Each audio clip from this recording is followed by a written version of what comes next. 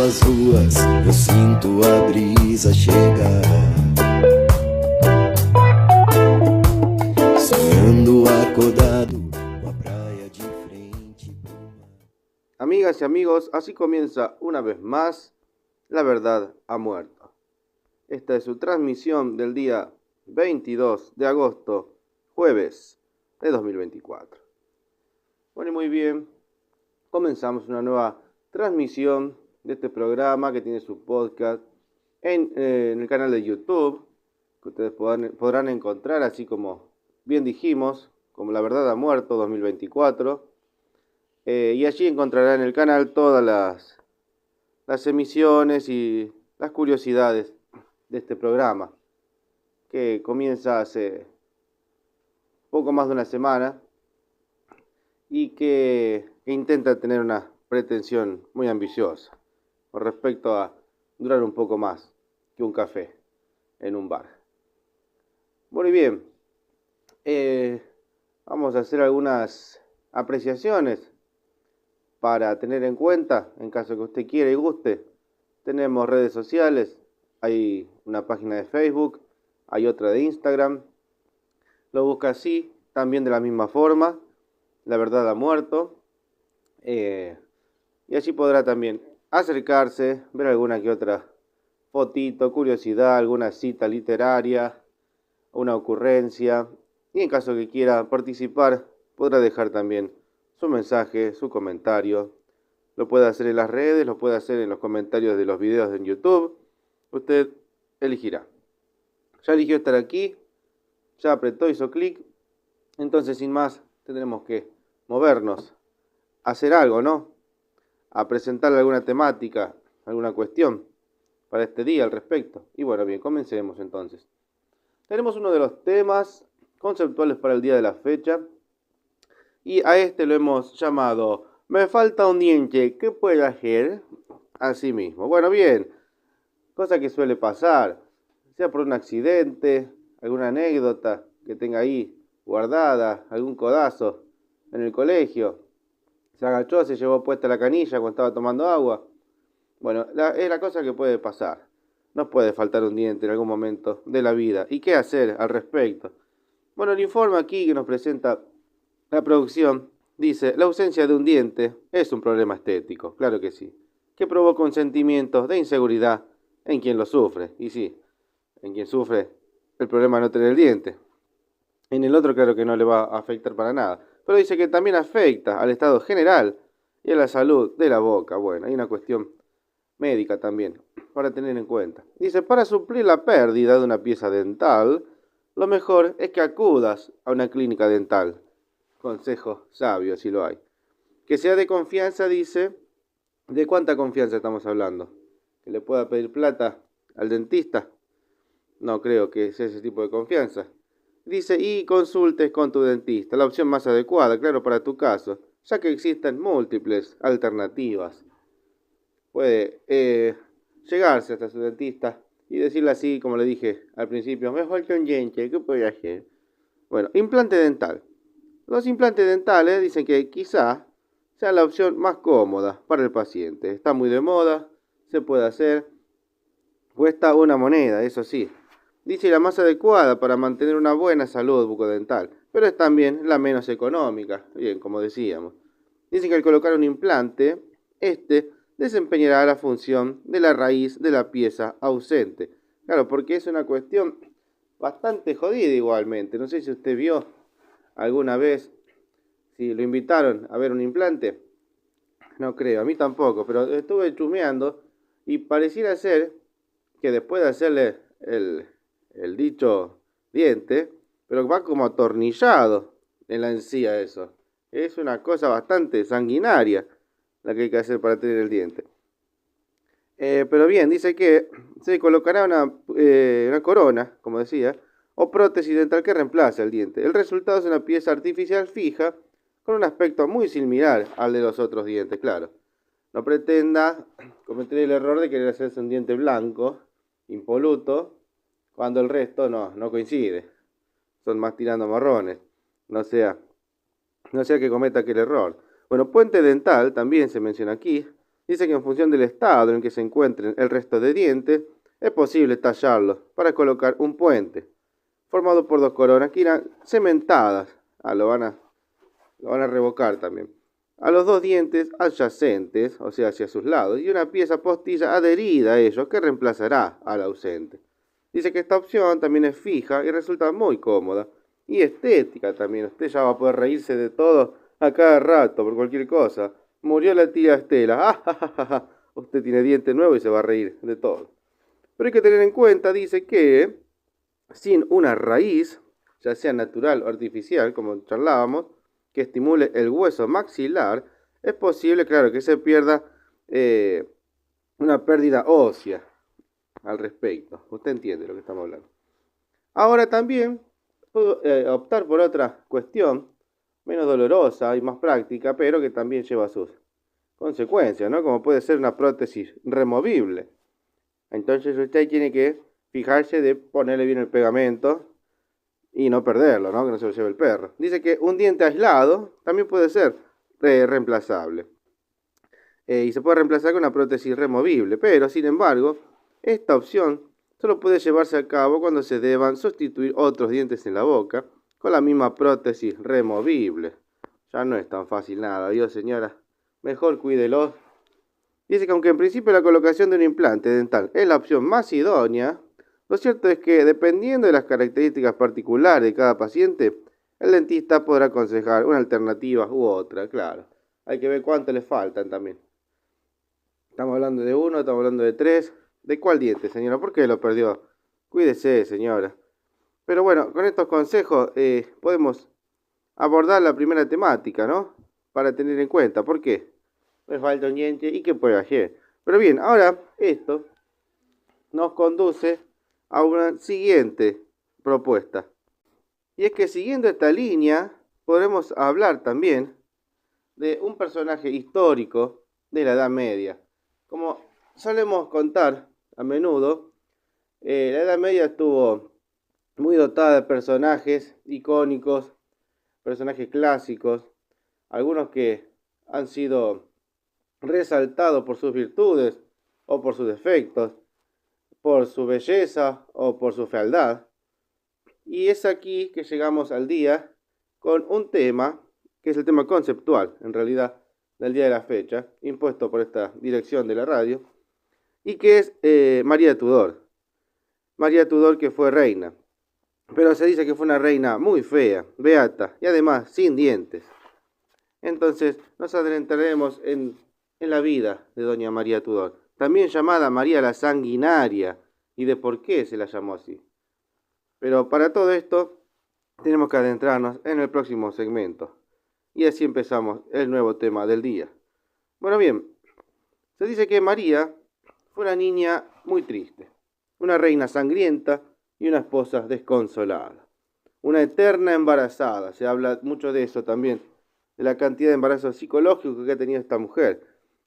Fue la hija de Catalina de Aragón y hubo de hacer frente a muchas dificultades antes de tomar la corona de Inglaterra a mediados del siglo XVI. Y una vez en el trono, dice que se apoyó en su marido para restituir a golpe de ejecuciones la obediencia de su país hacia la Iglesia Católica. De aquí el nombre de Sanguinaria. Dice que todo el éxito político de la alianza entre la inglesa, y el español naufragó a la hora de dejar descendencia. De aquí que no pudo doña María, entre otras cosas porque era muy fea. Era difícil arrimarle el bochín. Dice que la larga serie de embarazos psicológicos que registró María finalizó, al final, en 1558, cuando uno de ellos le llevó a caer en una profunda depresión y a morir meses después. Felipe II, su marido, dice que no encontró el momento de desplazarse desde Bruselas a Londres, a pesar de las cartas de su esposa, suplicándole que estuviera a su lado en aquellos momentos tan dolorosos. Murió sin volver a verle, cosa que a sus ojos fue un regalo. Pero bien, sigamos, pobre María. Dice, tras solo 2 años de matrimonio con María Manuela de Portugal, Felipe quedó soltero con un hijo enfermizo como única sucesión. La portuguesa, prácticamente de la misma edad que el entonces príncipe español, había fallecido después de dar a luz a don Carlos, el príncipe maldito, otro personaje también. Dice, durante la búsqueda de la candidata ideal para ser esposa de su hijo, el emperador Carlos V descartó la opción de que se casara en segundas nupcias con alguna de las hijas del rey de Francia. Un enlace que habría sellado la paz entre ambos países y con la hermosa hija menor del rey de Portugal, que a largo plazo podía asegurarle el trono de este reino, y en cambio recomendó que lo hiciera con una antigua prometida suya, la mencionada doña María Tudor. La hija de Catalina de Aragón había vivido una infancia turbulenta a causa de la decisión de Enrique VIII de Inglaterra de divorciarse en contra del criterio de la Iglesia católica, como ya sabemos. Bueno, una mujer repleta de traumas que tenía a Carlos como el hombre que había velado por sus derechos en Europa cuando nadie más los hizo, claro. Pero bien, entonces para continuar con esta historia de María Tudor, la reina sangrienta, tenemos un informe más para acompañar y de conocer un poco más su vida al respecto y qué ha pasado con ella. Pero como decimos, también hay documentos históricos que muestran también un poco lo difícil que era estar con doña María.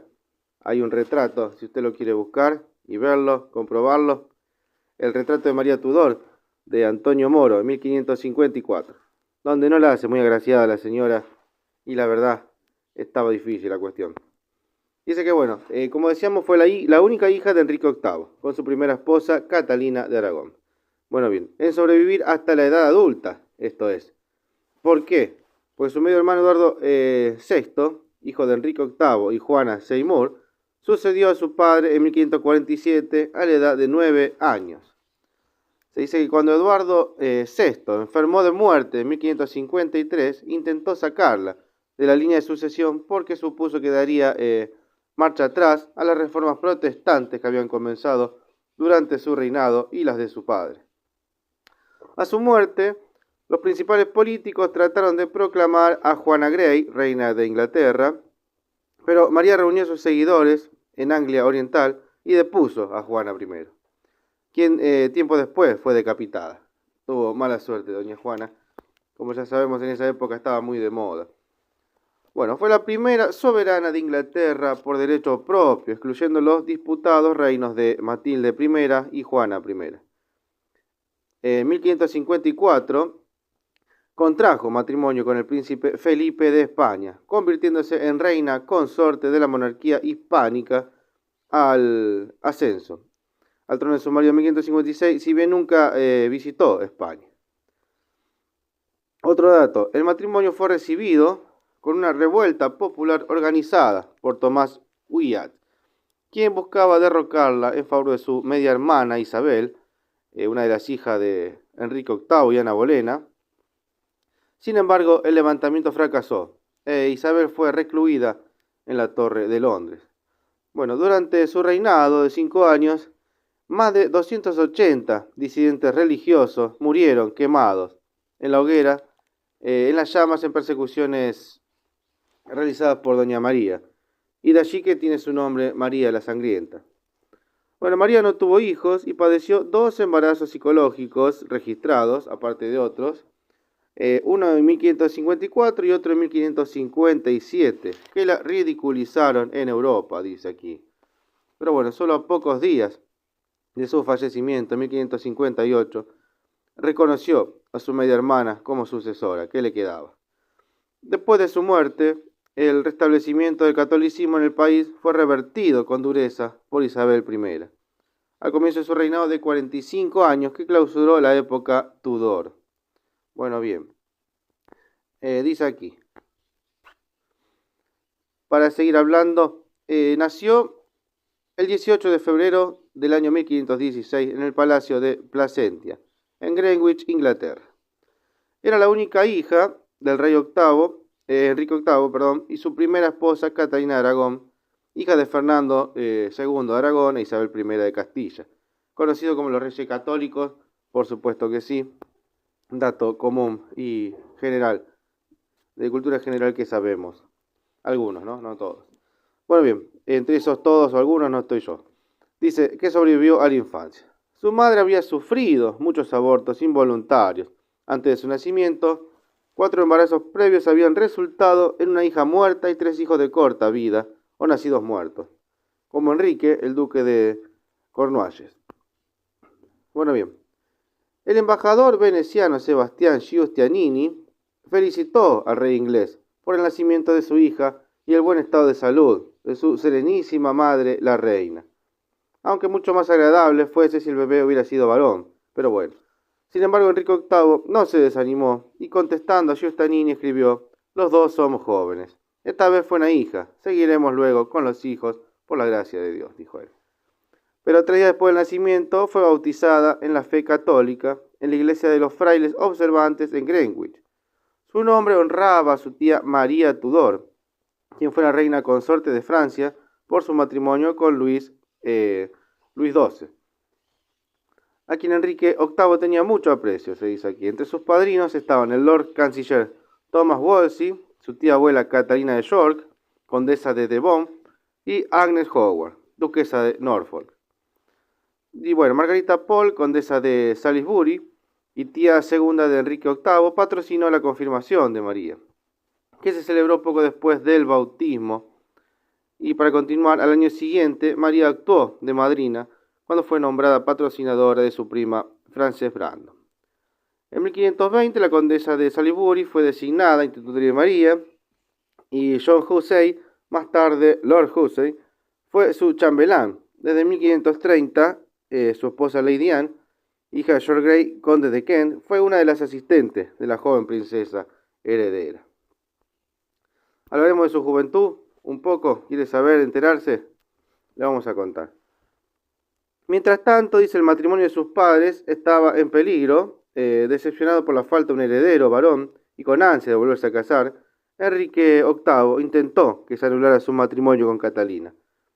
Esta parte de la historia también es muy conocida y relevante. Dice, pero el Papa Clemente VII rechazó su solicitud. Claro que no se podía. Enrique VIII entonces afirmó, citando pasajes bíblicos, si lo quiere buscar, le digo cuál es, Levítico 20:21, que su matrimonio con Catalina era inmundo, porque ella era viuda del tío de María, Arturo, este mismo.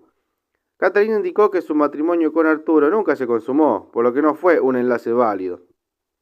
Su primer matrimonio había sido anulado por un papa anterior llamado Julio II, sobre esa base. Clemente VII posiblemente era renuente a intervenir debido a las intimidaciones de Carlos I. Este era sobrino de Catalina y antiguo prometido de María, cuyas tropas habían rodeado y ocupado Roma en la guerra de la Liga de Cognac. No el que se toma, otro Cognac. Bueno, desde 1531, María se enfermaba frecuentemente de menstruación irregular y depresión, como decíamos, aunque no está claro si esto era causado por el estrés, la pubertad o una patología subyacente. Bueno, no se le permitió ver a su madre, a quien Enrique VIII había enviado a vivir lejos de la corte real, claro. A principios de 1533, su padre se casó con la famosa Ana Bolena, quien estaba embarazada de su próximo hijo, y en mayo, Thomas Cranmer, arzobispo de Canterbury, anuló formalmente el matrimonio de Enrique VIII con Catalina y por fin validó el enlace con Ana. Bueno, Enrique VIII, como sabemos, rechazó la autoridad papal y se proclamó jefe supremo de la Iglesia de Inglaterra. Catalina fue degradada a princesa viuda de Gales, título que habría tenido como viuda de Arturo. Y María fue considerada ilegítima. Sería llamada Lady María solamente. En lugar de utilizando su título de princesa y sus derechos en la línea de sucesión, fueron transferidos a su media hermana, recién nacida, Isabel. Muy bien, su casa fue disuelta y sus sirvientes, como la condesa Salisbury, despedidos. En diciembre de 1533, María fue integrada en la casa de crianza de Isabel en Hatfield. También fue abandonado un intento de casarla con algún pariente de su madrastra, pero no se pudo. María rehusó firmemente reconocer a su madrastra como reina o a Isabel como princesa, lo que enfureció aún más a su padre. Bajo tensión y con restricción de movimiento, ella frecuentemente se enfermaba, perdiendo su lozanía, algo que el médico real William Booth atribuyó a los malos tratos recibidos, pobre mujer. También porque tenía miedo de que la envenenaran, claro. Se la querían sacar de encima, doña María, ya que Ana la consideraba una amenaza a sus intereses. El embajador imperial, Eustace Chapuis, o como se mencione, se volvió su consejero cercano, intercedió sin éxito en su nombre en la corte. Bueno, la relación entre María y su padre empeoró. No se hablaron durante 3 años, aunque tanto ella como su madre estaban enfermas. A María le negaron el permiso para visitar a Catalina. Cuando su madre muere en 1536, María estaba inconsolable e insegura por su futuro. ¿Y ahora qué haré? Fea y sola. Catalina fue enterrada en la catedral de Peterborough. Después de esto, María pasó un tiempo en reclusión voluntaria en Hunza también. Le llegó la edad adulta en 1544. Dicen que aparentaba muchísimos años, más años de lo que tenía en realidad. Esto atribuido a su fealdad. En 1536, Ana Bolena perdió el favor del rey inglés, supuestamente por un aborto involuntario ese mismo año. Y tras un proceso irregular fue decapitada. Le llegó el final a doña Ana Bolena. Al igual que María, Isabel fue declarada ilegítima y despojada de sus derechos de sucesión. Pero a las 2 semanas de la ejecución de Ana, Enrique VIII se casó con Juana Seymour, quien instó a su esposo a hacer las paces con María. El rey inglés entonces insistió en que ella le reconociera como cabeza de la Iglesia de Inglaterra, repudiara la autoridad papal y aceptara que el matrimonio entre sus padres era ilegal, así como su propia ilegitimidad. María intentó reconciliarse con su padre. Cedió en algunas posturas y juró lealtad al rey, después de Dios, claro, pero rehusó reconocerlo como jefe de la Iglesia. María consideraba la fe protestante como una expropiación iconoclasta de la Iglesia católica, que favorecía los bolsillos de la nobleza oportunista. Dice que entre ella y el primer ministro del rey, Thomas Cromwell, hubo un intercambio de cartas para que éste interviniera en el conflicto con su padre, pero sin embargo cuando María tuvo acceso a las cartas secretas de su madre, resolvió no tomar decisiones sobre la base de las necesidades políticas, sino en considerar a Dios y su conciencia, bueno, como autoridad suprema en este caso. De este modo rechazó las condiciones de su padre. Claro que esto no le cayó muy en gracia a don Enrique, y dice que molesto con María y bajo presión de Enrique VIII, Cromwell le dijo que si no se daba por vencida, perdería su apoyo para siempre. También la llamó la mujer más obstinada que haya existido. Bueno, bien, debido a las pertinentes amenazas sobre sus amigos en la corte real, el 22 de junio de 1536, María fue intimidada. Al final, le firmaron un documento en el que acataba las demandas de Enrique VIII, no le quedó otra. Ahora sí, reconciliada con su padre, reasumió su lugar en la corte 3 semanas después. Enrique VIII le concedió una casa real, en la que se reincorporó Susan Clarencieux, la favorita de María. Sus gastos durante este periodo demuestran que Hatfield House, el palacio de Beaulieu, también llamado New Hall si le interesa señora, Richmond y Hudson estuvieron entre sus lugares preferidos de residencia, así como los palacios de su padre en Greenwich, Westminster y Hampton Court. Bueno, bien, entre las mercancías adquiridas, vamos a hacer un poco de chisme aquí, dice que había ropa fina y juegos de cartas, uno de sus pasatiempos favoritos. Los rebeldes en el norte de Inglaterra, como Lord Hussey, el chambelán de María, que mencionamos hace un rato, si lo recordamos de vuelta, hicieron campaña contra las reformas religiosas de don Enriquito VIII. Una de sus demandas era que se declarara legítima a María. La rebelión fue conocida como la Peregrinación de Gracia, que sin lugar a duda, claro, fue reprimida despiadadamente, le cortaron la cabeza a todos y se terminó la joda. Dice que al igual que otros rebeldes, Hussey fue ejecutado. No hubo ningún indicio de que María estuviera directamente involucrada, cosa que se salvó. Y al año siguiente, en 1537, Juana murió, después de dar a luz a un hijo llamado Eduardo. ¿Quién fue María? Su madrina de bautizo, le cuento señora.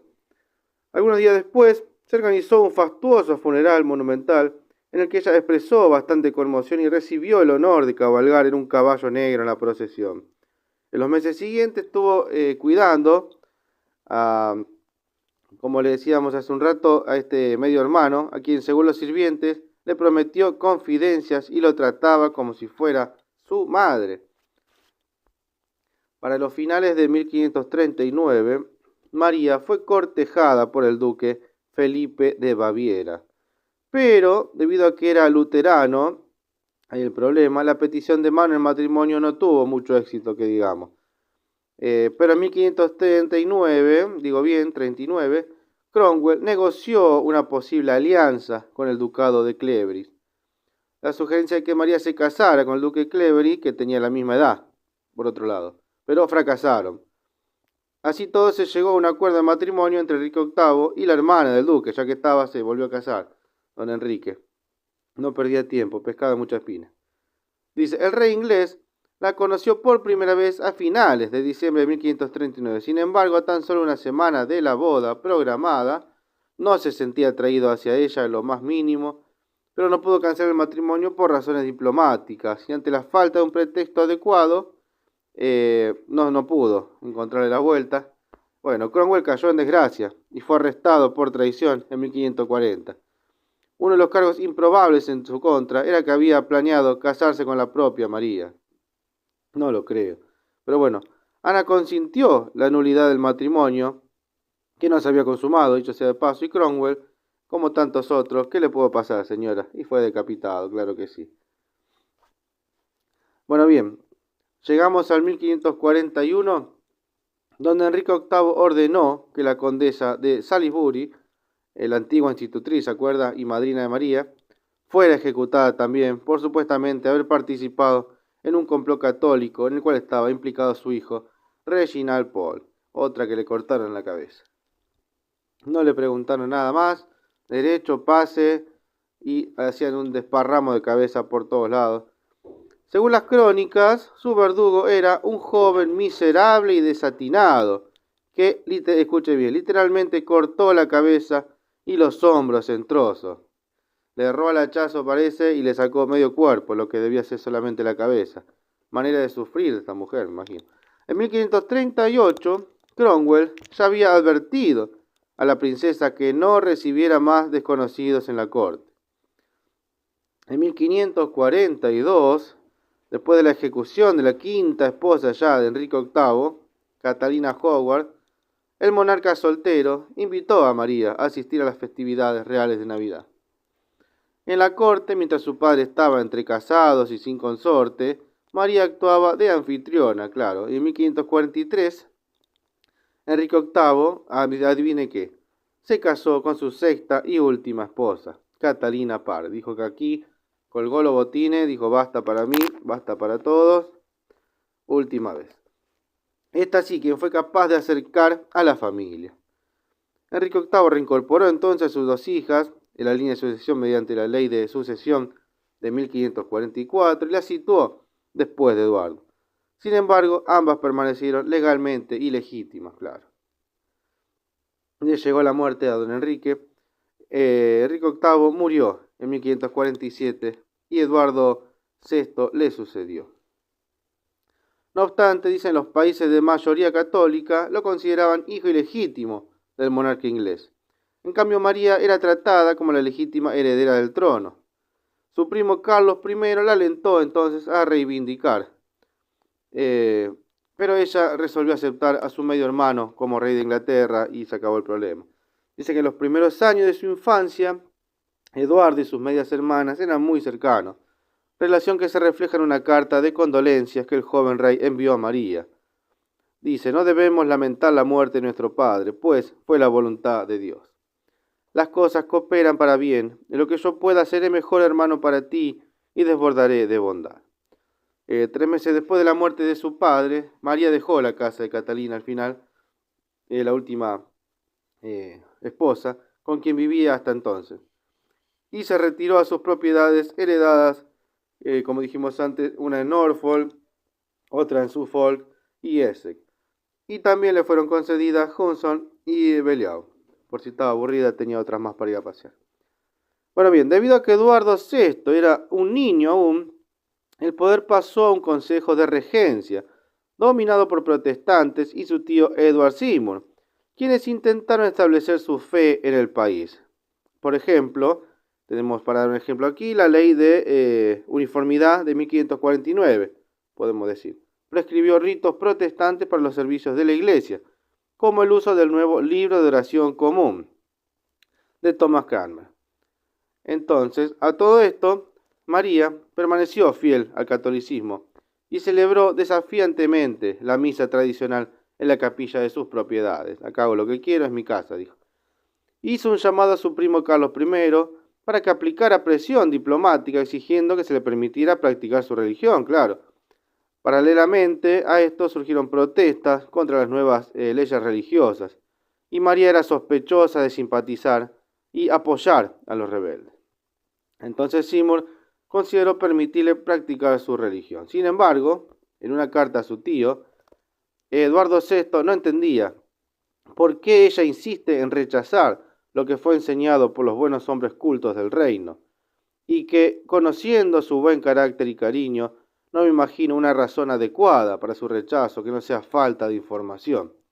Bueno, bien, el 14 de octubre de 1549, Seymour fue derribado por la nobleza y sustituido por John Dudley, duque de Northumberland, quien se convirtió en el nuevo protector del joven rey, ejerciendo una influencia decisiva sobre él. Pero esto no termina acá, señora. Entonces, como le decía, durante la mayor parte del reinado de Eduardo VI, María permaneció en sus propiedades y rara vez asistió a la corte. Pero entre mayo y julio de 1550, Carlos I planeó sacarla sigilosamente de Inglaterra con 3 barcos a la corte de su hermana en los Países Bajos. Pero sus informantes advirtieron que los ingleses habían reforzado las costas. Entonces María entró en pánico y ¿qué hizo? Se tomó el buque, dijo yo me piro. Las diferencias religiosas entre ella y su medio hermano continuaron, por supuesto, y a la edad de 30 años, María asistió a una reunión con Eduardo VI e Isabel durante la Navidad de 1550, donde el rey inglés, ya de 13 años, la humilló, reprendiéndola públicamente por ignorar sus leyes sobre la adoración, lo que la hizo llorar frente a la corte. María rechazó repetidamente la demanda de su medio hermano, claro, de que abandonara el catolicismo, mientras él persistentemente rehusó desistir en sus demandas. En marzo, amigos y funcionarios católicos de María fueron arrestados y Carlos I amenazó con iniciar una guerra entonces. ¿Qué hizo Eduardo VI? Resolvió el conflicto y pidió a los amigos de la princesa convertirla al protestantismo. Sin embargo, María explicó que prefería morir por su fe a ser convertida. Jodida doña María. Bueno, cuando se reanudó la guerra entre Francia y España, la presión sobre María empezó a disminuir. Los ingleses temían, en realidad, que Carlos I invadiera Inglaterra y Dudley buscó una reconciliación con la princesa. Entonces, ¿qué pasó? Le vamos a contar. El 6 de julio de 1553, a la edad de 15 años, Eduardo VI por fin murió de una infección pulmonar. Probablemente haya sido tuberculosis, propio de la época.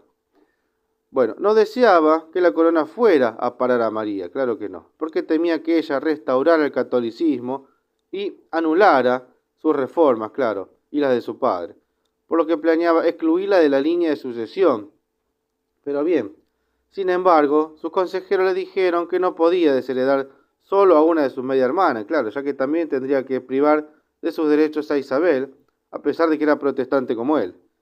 Entonces, guiado por Dudley y posiblemente otros más, otro de la barra, otros amigos, dice que Eduardo VI excluyó a ambas de la línea de sucesión en su testamento y se acabó. Contradiciendo la ley de sucesión, que restauró, claro, a María e Isabel en la línea de sucesión. Eduardo VI nombró sucesora a Juana Grey, nuera de Dudley, y nieta de María Tudor, hermana menor de su padre. Bueno, bien, la madre de Juana era Frances Brandon, prima y ahijada de María.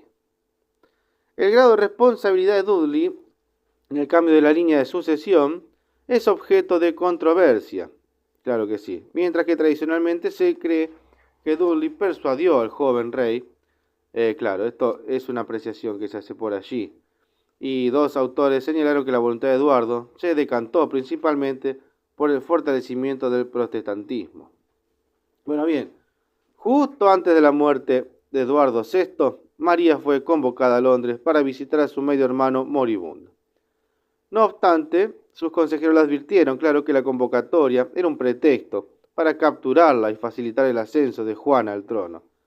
Por tanto, en lugar de dirigirse a Londres desde su residencia en Hudson, huyó a Anglia Oriental, donde poseía extensas propiedades y también donde Dudley había suprimido cruelmente la rebelión campesina de Robert Kett.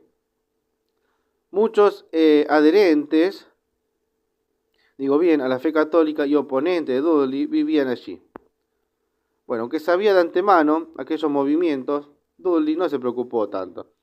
Entonces, de sus planes de regreso a Londres, hizo lo mismo. Dijo, sí. El 9 de julio, desde Kenning Hall, María escribió al Consejo Privado, ordenando su proclamación como sucesora de Eduardo VI, claro. Denme lo que me corresponde, escribió la doña. El 10 de julio de 1553, Dudley y sus partidarios proclamaron reina a Juana, y ese mismo día llegó a Londres la carta de María al Consejo Privado. Para él, la misiva era una declaración de guerra, la carta, por lo que envió un ejército a Norfolk para capturar a María, que tanto joder ya. En Londres difundió panfletos advirtiendo que María era una bastarda y que si llegaba al trono traería a Inglaterra españoles y papistas. No estaba muy lejos. El 12 de julio, María y sus seguidores reunieron una fuerza militar en el castillo de Framlingham, en Suffolk, que serviría de fortaleza en caso de fracaso. El 15 de julio, el ejército de Dudley se acercó hasta allí. Los comandantes de María estaban preparados y ella se dirigió a sus partidarios con un discurso incendiario, en el que afirmaba que Dudley planeó y aún planea de manera traicionera, por traición prolongada, la destrucción de un miembro de la realeza, de la nobleza y también de este reino. El apoyo de Dudley entonces colapsó, mientras que María era recibida con júbilo por las ciudades a su paso hacia Londres. Juana I entonces fue derrocada el 19 de julio, ella y Dudley fueron recluidos en la Torre de Londres. El 3 de agosto de 1553, María cabalgó triunfalmente por Londres, rodeada de una ola de apoyo popular. Era acompañada por su media hermana Isabel y una procesión de más de 800 nobles y caballeros. Dice que una de sus primeras acciones al llegar al poder fue ordenar la liberación del católico duque de Norfolk y Stephen Gardiner de su encarcelamiento en la Torre, así como su pariente Eduardo Courtney. Bueno, María dedujo que la joven Juana era precisamente un peón en el plan de Dudley, quien al final fue el único conspirador de alto rango, el morir ejecutado por alta traición al mes siguiente del golpe. No le fue tan bien. Aunque Juana y su marido, Wilford Dudley, fueron declarados culpables, estuvieron bajo custodia en la Torre, en lugar de ser ajusticiados inmediatamente, como se solía hacer, mientras que el padre de Juana, Henry Grey, el duque de Suffolk, fue liberado. Entonces, la reina inglesa se encontraba en una situación difícil, ya que casi todos los consejeros privados estuvieron implicados en el plan de colocar, claro, a Juana en el trono. Nominó a Gardiner para el Consejo Privado y le designó obispo de Winchester y Lord Canciller, cargo que ocupó hasta su muerte en noviembre de 1555. La ya mencionada Susan Clarenceux fue nombrada señora de los ropajes. Luego hablaremos de eso en otra oportunidad. Bueno, el 30 de septiembre de 1553, María se trasladó con su media hermana al palacio de Westminster en una gran procesión que contaba con la presencia de su madrastra Ana de Cleveris. El 1 de octubre, Gardiner la coronó reina en la abadía de Westminster. Bien, dado que en Inglaterra era la primera coronación de una reina titular, la ceremonia difirió la de una consorte real. Como era habitual en la coronación de los monarcas masculinos, recibió ceremonialmente las espuelas y la espada, pero también los cetros que corresponden, claro, al rey titular y la reina consorte. Fue todo así como, todo junto. Pero bien, ¿qué pasó? Aquí viene en la parte que decíamos. No quedó sola doña María al final. Dice que a los 37 años, la nueva soberana volvió su atención a casarse y engendrar un heredero, lo que impediría que su media hermana, claro, la protestante Isabel, aún cercana a la línea de sucesión bajo los términos del testamento de Enrique VIII y la ley, bla, bla, bla, ascendiera al trono. Su consejo privado también la instó a casarse, claro, no solo para asegurar la sucesión, sino también porque todavía se creía que una mujer no podía gobernar sola.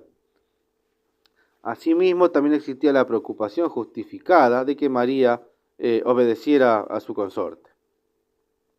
Por esta razón, la cuestión de con quién se iba a casar ahora, claro, hay que casarse, pero ¿con quién la casamos?, fue de suma importancia para los consejeros, ya que según ellos, el matrimonio con un extranjero introduciría la injerencia extranjera en la política inglesa.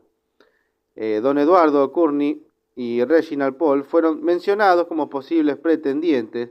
Sin embargo, la reina inglesa no tuvo interés en ello, ya no le interesaba, porque no quería relacionarse con ninguno de sus súbditos, claro está. Su primo Carlos I sugirió que se casara con su único hijo, el príncipe Felipe de España entonces, quien era heredero de vastos territorios en la Europa continental y el Nuevo Mundo, y además ya tenía un hijo en su matrimonio con María Manuela de Portugal, fallecida 8 años antes, claro. También tanto la reina inglesa como el príncipe español eran descendientes de Juan de Gante, duque de Lancaster. Según el plan de Carlos I, por un lado, los españoles asegurarían una vía marítima a los Países Bajos y por otro lado, tal matrimonio sería un contrapeso para la alianza de la reina escocesa con el delfín de Francia, otra historia para contar. Entonces, bien, la reina inglesa recibió con agrado la propuesta, pero fue la única que lo recibió con agrado porque para don Felipe no le pareció lo mismo. Pero estaba preocupada porque tenía 11 años más que Felipe, imagínese, pobre hombre. Además dejó claro a los embajadores españoles que su futuro consorte no tendría mucha influencia política, claro, ya que la nobleza inglesa no toleraría la interferencia extranjera. Claro está. Bueno, como parte de los acuerdos matrimoniales, en la segunda mitad de 1553, María recibió un retrato de Felipe de España por Tiziano. Ahí le mandaron un retrato en forma de catálogo, digamos, para que lo conociera el tipo. El Lord Canciller Gardiner y la Cámara de los Comunes le solicitaron infructuosamente, claro, que considerara casarse con un inglés, por temor a que Inglaterra quedara relegada a una dependencia de los Habsburgo otra vez. Este matrimonio fue impopular entre los políticos ingleses. Gardiner y sus aliados se opusieron sobre la base del patriotismo, mientras que los protestantes eran motivados por temor al retorno al catolicismo, cualquier cosa menos que vuelva. Entonces tanto Gardiner como los súbditos leales de María le suplicaron que se casara con Courtney en su lugar otra vez. Bueno, si bien la reina inglesa reafirmó sus intenciones, estuvo indecisa durante mucho tiempo y el 29 de octubre finalmente tomó su decisión. Convocó al embajador imperial Simón Renard para aceptar formalmente la propuesta de casarse ¿con quién? Con Felipe. Claro, tonta la vieja.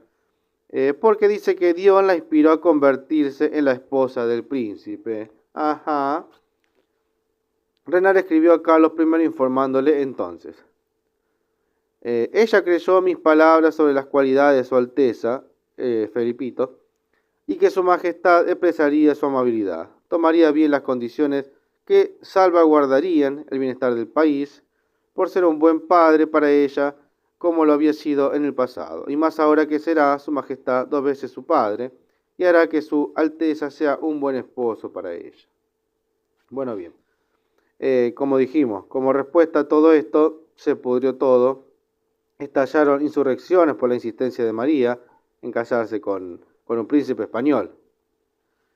Thomas Wyatt, el joven, lideró una fuerza de Kent para deponerla a favor de su media hermana. como parte de una conspiración más amplia conocida como la Rebelión de White, que también involucró al duque de Suffolk, padre de Juana. Bueno, bien, la reina inglesa anunció públicamente que convocaría al Parlamento para discutir el matrimonio, y si éste decidía que la propuesta no era ventajosa para el reino, entonces ella se abstendría de continuar. ¿Qué tanto? Pero al llegar a Londres, Wyatt fue derrotado y capturado. El duque de Suffolk, su hija Juana, su marido Guilford, Dudley y Wyatt fueron ejecutados y se acabó tanta joda. Cunay, también implicado en la trama, fue encarcelado y luego exiliado, aunque protestó por su inocencia en el caso de Wyatt. Isabel estuvo recluida en la Torre de Londres durante 2 meses y luego puesta bajo arresto domiciliario en el Palacio de Woodstock. Bueno, bien. María fue, si se incluyen los breves y disputados reinados de Matilde I y Juana I, sacando esto de lado, fue la primera reina de Inglaterra por derecho propio entonces.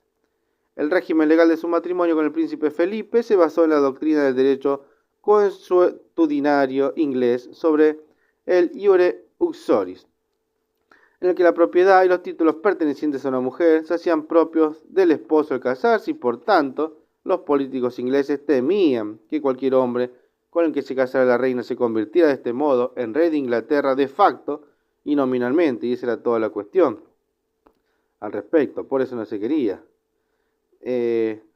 Pero también dice que un futuro hijo de María y Felipe no solo sería heredero del trono de Inglaterra, sino también se convertiría en eventual heredero del trono español, en el caso de que el hijo mayor de Felipe, Carlos, muriera sin descendencia. Era todo problema para esta gente. Pero bueno, como se decía, difícil estaba la cosa porque no era muy agraciada la señora, tenía varios años más que el muchacho don Felipe, y con esto, ¿no? Qué difícil se hace. Llega la noche, querida, ¿cómo estás? ¿Y qué hacemos? Pero bueno, a causa de esto, María sufrió muchos traumas, tuvo embarazos psicológicos, como dijimos. Al final, los retratos dan fe de que era muy fea la señora, muy mayor, al lado del pobre Felipe. Bueno, bien, se menciona también algunas cuestiones más respecto de la política, la economía.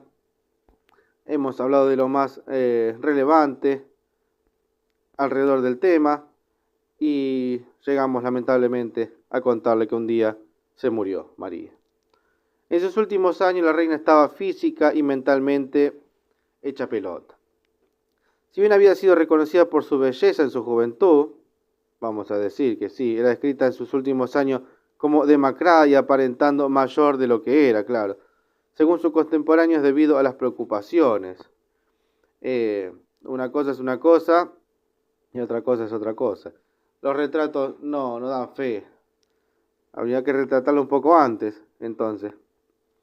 Pero bien, dice que María se sentía débil y enferma desde mayo de 1558 y padecía de ataques de fiebre, insomnio, dolor de cabeza y problemas de visión. Al final, en agosto, enfermó de gripe durante una epidemia que azotó la capital y fue trasladada al Palacio de Saint James, sufriendo dolor posiblemente por quistes ováricos o cáncer uterino. Dictó su última voluntad, admitiendo que no estaba embarazada y que su sucesor en el trono debía cumplir los requisitos establecidos en las leyes.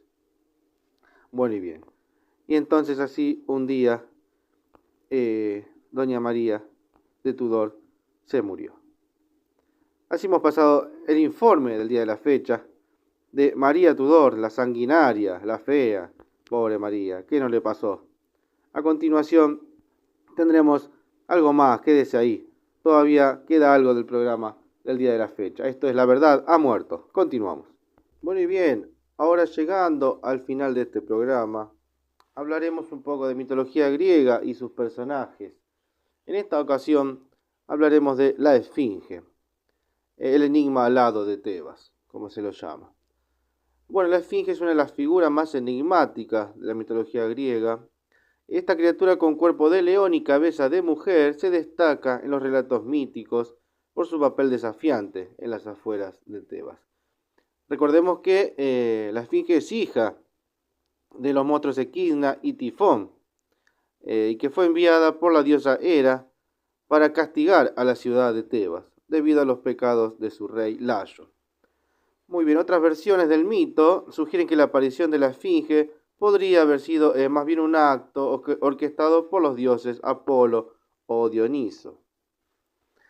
Al respecto de esta historia, bueno, la esfinge dice que se posaba en un punto estratégico cerca de Tebas, en donde planteaba su famoso acertijo, un acertijo que del cual no ser adivinado procedía a matar a quien no lo acertaba. Muy bien. Esto afectaba a los viajeros y habitantes de la ciudad. Muy bien. El acertijo en sí, aprendido de las musas, decía, los ya muy conocidos por algunos. Para usted que no lo conoce, se lo vamos a acercar de esta historia. Y bueno, lo que en sí pronunciaba su adivinanza decía: ¿qué animal va a 4 patas por la mañana, a 2 a mediodía y a 3 por la noche? Ante la incapacidad de resolver este enigma, resultaba en un destino fatal, ya que la esfinge, como decíamos, mataba y devoraba a quienes fallaban en la respuesta. Pero bien, el ciclo de muerte y misterio de la esfinge continuó hasta la llegada de Edipo, marcando un gran giro crucial en la historia de Tebas. Bueno, Edipo era el hijo perdido y desconocido del rey Layo. Se encontró con la esfinge en su camino hacia la ciudad.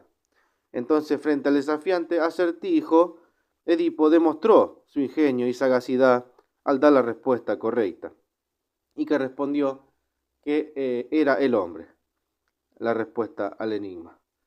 El hombre, quien en su infancia gatea a 4 patas, camina erguido en su adultez y en la vejez se apoya en un bastón. Dice que diciendo esto, la resolución del acertijo por parte de Edipo tuvo consecuencias dramáticas. Al oír la respuesta correcta, la esfinge, superada y derrotada, se arrojó desde un acantilado, poniendo fin a su reinado de terror. La muerte de la esfinge liberó a Tebas de su maldición y permitió que Edipo se convirtiera en el nuevo rey de la ciudad, casándose con Yocasta, quien era, sin que él lo supiera, quién era, recuerda, era su madre biológica. Este giro del destino llevaría a Edipo a una serie de revelaciones y tragedias, profundizando el legado mitológico de la esfinge en la cultura griega. Bien, la figura de la esfinge ha trascendido los límites de la mitología griega, como lo mencionamos aquí, convirtiéndose también en un símbolo universal de misterio, sabiduría y enigma. Bueno, bien, a lo largo de los siglos ha sido representada en numerosas obras de arte, literatura y filosofía, manteniendo su lugar como uno de los seres más intrigantes y multifacéticos de la mitología antigua, bien digo. Bueno, y en el arte es a menudo retratada en su acto de desafiar a los viajeros con su acertijo, en un momento lleno de tensión y expectativas. Habrá muchas obras al respecto que usted puede corroborar. En la literatura su historia se entrelaza con la tragedia de Edipo, sirviendo como catalizador a la vez de los eventos que definirían su destino. En la persistencia de la esfinge en la cultura popular moderna, como un emblema de lo desconocido y lo incomprensible, demuestra su impacto perdurable en el imaginario colectivo. Muy bien. Entonces, para finalizar, dejamos esta pequeña historia brevemente resumida ya para ir finalizando luego de un programa extenso, agradeciéndole desde ya por estar del otro lado, y nos vemos próximamente en el siguiente programa de La Verdad ha Muerto. Muchas gracias.